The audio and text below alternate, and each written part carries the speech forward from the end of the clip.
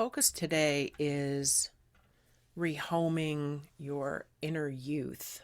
One thing I've noticed in my own work, personal work, but also working with different people, and it's over the years I've done multiple versions of what might be called soul retrieval or inner child work. And this one has stemmed from that inner child idea or practice. So there's childhood, and sometimes we're made to grow up way faster than we should have, right? So childhood is a bit truncated in some way or very severe multiple ways. So when we're 2, 3, 1, baby, 5, 8, 7, all of those ages, there's definitely a sense of compassion and protection of those ages of ourselves when we think back on them. But maybe there's added layers of complexity in how we think about our younger self as a teenager, as a late teen, as a early 20s, first half of the 20s, where there's kind of a ugh, feeling, or even a guilt feeling, or a self-blame feeling, like a complex, additional complexities about that age of ourselves. Maybe embarrassment. I tell you what, I'm just glad that I grew up in a time where there was no digital documentation because, woo boy, that would have been. So now, like now, younger people, everything's there's cameras and phones everywhere, and then that can lead to shaming and public bullying.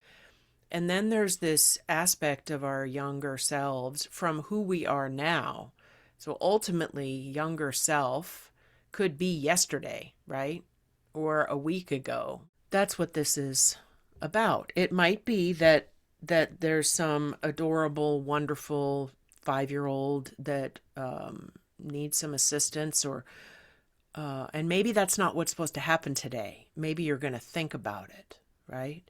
Maybe you're going to approach the idea of which parts of your younger selves, when you think about them now, and now you're definitely probably parent age to maybe at least the young ones, but maybe grandparent age to the young adult or teen ones. So there's some distance, some perspective. So when maybe today is about letting ourselves, in a self-loving way, think about which parts, which eras, which moments in our young life from where our perspective now might need compassion, might need support, might need mentorship rather than blame and, oh, you're so stupid. How could I have been so stupid to do this or that?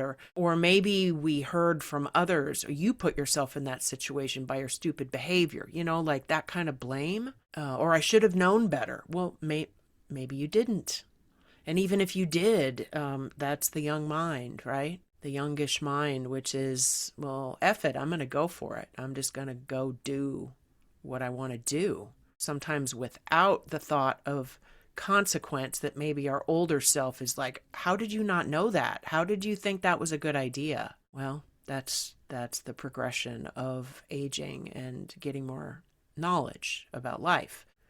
If we could make an agreement with ourselves or feel it in our own hearts of the compassion and love that we have for all parts of us. As I thought about that, something came to me, which is that maybe for someone, you might need some compassion for a younger adult self in a decision that pops up in your mind that it makes it hard for you to have compassion or empathy for a version of you some years ago, but maybe you were an adult, you were technically an adult, and that you want to blame yourself. It's like a holding back of compassion and empathy for a certain version of yourself at any age.